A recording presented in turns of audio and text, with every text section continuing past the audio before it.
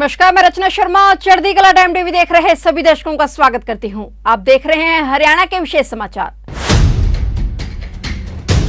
मुख्यमंत्री मनोहर लाल ने कहा कि राज्य में दुनिया का सबसे बड़ा जंगल सफारी पार्क विकसित किया जाएगा। इसके बनने के बाद एक और जहां अरावली पर्वत श्रृंखला को बचाने में मदद मिलेगी, वहीं दूसरी ओर गुरुग्राम और नूह क्षेत्रों में पर्यटन को भी बढ़ावा मिलेगा। मुख्यमंत्री मनोहर लाल ने नई दिल्ली में अरावली सफारी पार्क के संबंध में समीक्षा बैठक करने के बाद मीडिया से बातचीत करते हुए बताया कि राज्य में दुनिया का सबसे बड़ा जंगल सफारी पार्क विकसित किया जाएगा। इसके बनने के बाद एक और जहां अरावली पर्वत श्रृंखला को सुरक्षित करने में मदद मिलेगी, वहीं दूसरी ओर गुरुग्राम और नूह क्षेत्रों में पर्यटन को और मजबूती मिलेगी। इसके लिए संबंधित विभागों के अधिकारियों को 7 दिन के अंदर अंदर सभी फॉर्मेलिटीज पूरी करने के दिशा निर्देश दिए गए हैं। उन्होंने कहा कि गुरुग्राम और नूह जिलों में अरावली क्षेत्र में 10,000 एकड़ भूमि को जंगल सफारी पार्क के लिए चिन्हित किया गया है। बैठक में कई विषयों को लेकर विचार विमर्श किया गया और जंगल सफारी पार्क को 3 चरणों में विकसित किया जाएगा और पहले चरण को विकसित करने के लिए लगभग 2 साल का लक्ष्य निर्धारित किया गया है। उन्होंने कहा कि जैव विविधता पार्क अवधारणा के अनुरूप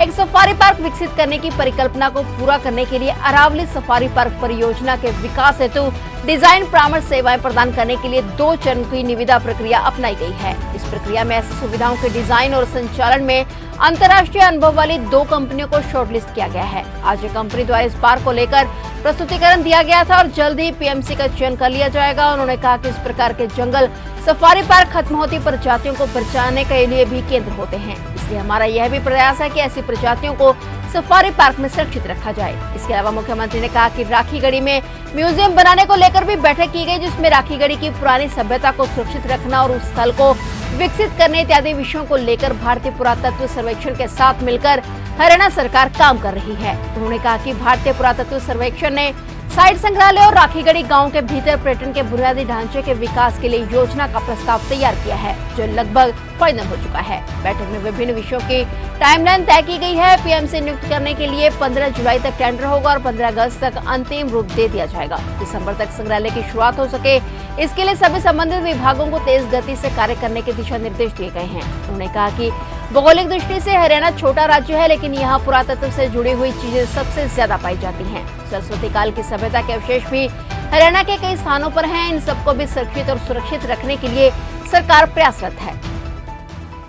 राखीगढ़ी एक ऐसा स्थान है जो हमारी पुरानी सभ्यता एक्सकेवेशन के माध्यम से जो भी हमको मिली है, उस स्थान को सुरक्षित रखना, उसको विकसित करना, लोगों के विजिटर्स के लिए उसको खोलना, ये काम भी एएसआई के साथ मिल करके और हरियाणा सरकार कर रही है। उसके सबसे पहले तो डिज़ाइन वगैरह उसका जो एएसआई ने बना के दिया है वो लगभग फाइनल हो गया। बाद में पीएमसी उसका और बनाया जाएगा। विजिटर्स के लिए कैसे और आकर्षक बनाया जाए, इस पर भी कुछ विचार हुआ है और उस पर भी टाइमलाइन हमने शुरू की है कि एक उस काम को करने के लिए पीएमसी नियुक्त जो करना है उसका टेंडर हो जाएगा। 15 जुलाई तक टेंडर होगा और 15 अगस्त तक हम उसको फाइनल कर लेंगे और सारा टाइमलाइन ये बनाया गया है कि उसका जो म्यूजियम है आने वाले दिसंबर तक वो कैसे हम चालू करा सकें। इस प्रकार से इन सारे विषयों पर डिटेलिंग जो सब हुई है, डिपार्टमेंट्स के लोग मिल करके, इधर एएसआई, टूरिज्म डिपार्टमेंट और उधर फॉरेस्ट डिपार्टमेंट, केंद्र का जो ministry of environment and forest, ये सब मिल करके इन कामों को आगे बढ़ाएं। जंगल सफारी के विषय में लेकर के केंद्र सरकार की ओर से भी जो MOEF के अधिकारी होते हैं उनके साथ और हमारे टूरिज्म डिपार्टमेंट और हमारा जो फॉरेस्ट डिपार्टमेंट, उनको सबको लेकर के आज कई चीज़ों को जो प्रोसेस में थी उसको थोड़ा गति देने के लिए आज हमने ये बैठक रखी थी। 10,000 एकड़ पर ये जो है सफारी के लिए जगह चिन्हित की गई है और उसमें कुछ फॉर्मेलिटीज़ हैं, खास करके कॉर्पोरेशन गुरुग्राम, कॉर्पोरेशन मानेसर और म्यूनसिपैलिटी सोना, उनको कहा गया कि 7 दिन के अंदर हम सारी फॉर्मेलिटीज़ पूरी करें। और आज उसका जो कंसल्टेंट्स जो हमने एंगेज किए हुए हैं उसमें से एक कंसल्टेंट ने अपनी सारी प्रेजेंटेशन भी दिखाई है कि किस किस प्रकार से क्या क्या वो डेवलप करेंगे, क्योंकि अभी पीएमसी हमको तय करना है। पिछले 2 PMCs आए हुए हैं, उसमें से एक हमने आज प्रेजेंटेशन देखी है, एक और देखेंगे, फिर दोनों में से जो भी अच्छा लगेगा उसको फाइनल करेंगे। लेकिन जो बताया गया उस कंसल्टेंट ने बहुत अच्छा विस्तार से और बहुत अच्छी जो वर्ल्ड स्पीशीज़ जितनी भी जू की होती हैं वो सब उन्होंने बताई क्या क्या कैसे कैसे करेंगे। और जो इंडिजिनस हमारे जो अपने देश के भी इस प्रकार के जो जंगल में पाए जाने वाले जितने भी स्पेशीज हैं जानवरों की, उनका भी अलग से सेपरेट एक समय रहेगा। और ये एजुकेटिव भी होगा और ये एक प्रकार से मनोरंजन भी होगा। हर दृष्टि से एक वर्ल्ड का सबसे बड़ा ये जंगल सफारी होगा।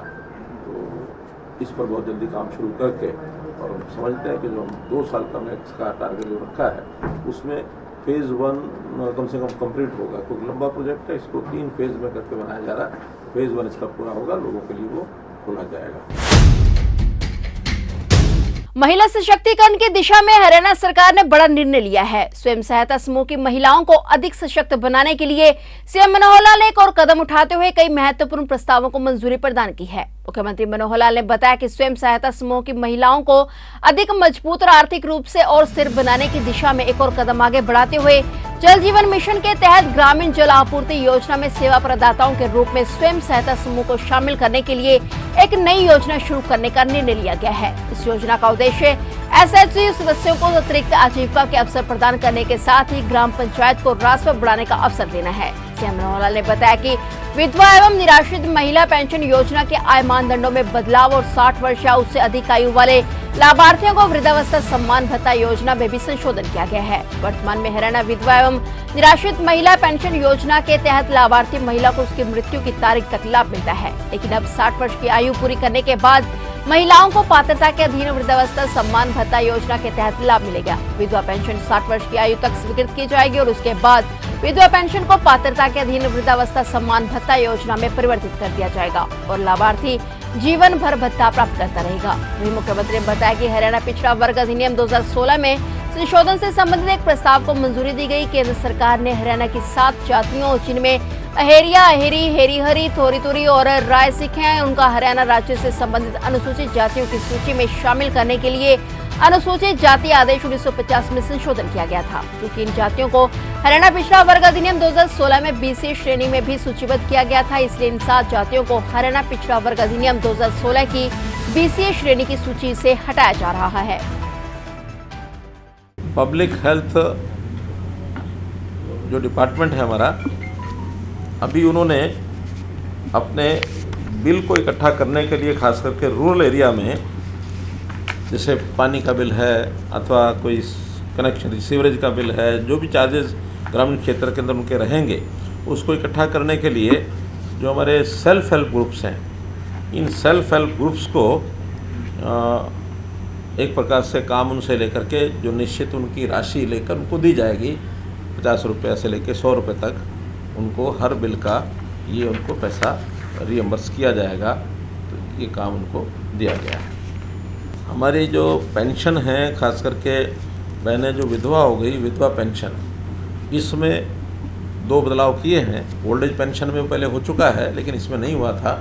एक तो उनकी परिवार, उनकी अपनी इनकम, जैसे 2 लाख से 3 लाख हमने वृद्धावस्था पेंशन में उसकी लिमिट की थी कि पहले 2 लाख थी, वो 3 लाख तक भी उनको मिलेगी। ऐसे ही इनके लिए भी अब ये 2 लाख की से बढ़ा करके 3 लाख कर दी गई है।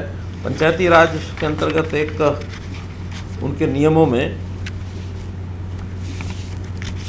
संशोधन किया है और उस संशोधन के हिसाब से हालांकि एक्ट में तो पहले भी लिखा हुआ है, लेकिन नियमों में कहीं नहीं लिखा था, वो नियमों में डाल दिया है कि जो कोई काम पंचायती राज की सूची में होते हैं, 28 प्रकार के अलग प्रकार के काम होते हैं, उनको एक्ट के हिसाब से उनको अधिकार भी होते हैं, उनकी जिम्मेवारी भी होती है, पैसा भी सेंटर से भी आता है, स्टेट से हम भी देते हैं, कुछ अपनी इनकम होती है।